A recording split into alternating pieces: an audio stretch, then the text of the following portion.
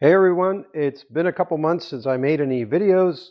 It's been kind of quiet, and as some of you know, my wife and I do Santa and Mrs. Claus during the holiday season, so that keeps us pretty occupied. A couple of new updates, and then I wanted to talk about an article that I saw and do a little bit of a response. I got a little bit of new kit during the Black Friday sale, including this Insta360 Mic Air. The other thing that I picked up is this Insta360 X5. The BMW Motorrad version, so for motorcycling, comes with this cool little remote, and you can strap this onto your handlebar to start and stop the recording.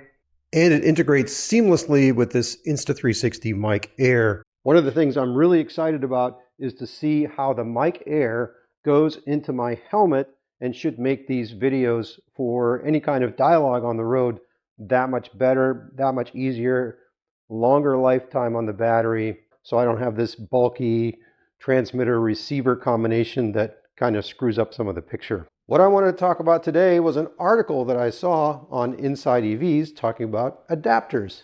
The point the article was trying to make that we're kind of in this adapter hell where no matter what kind of EV you have, whether it's a Tesla or a non-Tesla, we have to carry adapters now. In an ideal world, we'll just have one connector and one port.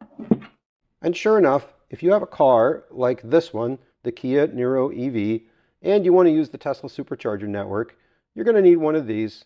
This is a Vortex NACS to CCS adapter. I have a whole separate video on which adapters do what. I also have this one, which is a NACS to J1772 for your destination chargers or home charger conversion. So sure enough, we have these two adapters, but I don't really understand what the big deal is as far as carrying them. On my Tesla, I keep my CCS adapter right here in its original box in this little cubby on the right-hand side of the car. So I can pull it out anytime I want. Even if I have stuff here in the back area, I carry it along with things like a roll of paper towels, an air compressor for the tires, some gloves for dirty work, and a first aid kit. So I'm not really sure what the fuss is about as far as storing this. It fits very neatly right where I need it, when I need it.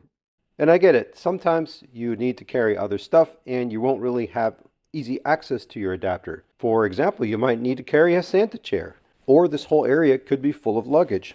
And if this wasn't the right spot for it, I could always put it in the frunk. If I'm going on a road trip and all of this is full of stuff, I could always just put it somewhere else in the car. Another place to store it could be in the sub-trunk area. Lots of space under here. In fact, this is where I keep my charge cords, and I even carry an A to Z NACS to CCS adapter, just in case I run into somebody on a road trip who needs one. I have this as an extra along with my Electron, so love to help people out. I have to say, sometimes carrying this giant ice and snow scraper is kind of a pain in the butt because it seems to always get in the way. But we live in Michigan, so this is something that you want. So compared to that, carrying a couple of adapters, like this NACS to J1772 adapter, and this Electron NACS to CCS adapter on my Kia Niro EV, is child's play.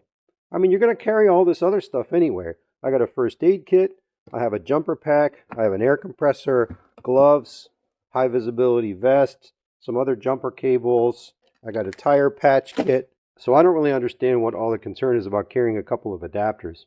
So let me know what you think. Do you really think this is the big deal, just to put a couple of adapter and find a spot for them in your car?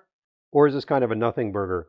I kind of lean towards the latter. Let me know what you think in the comments below. Thanks for joining again, and we'll see you next time.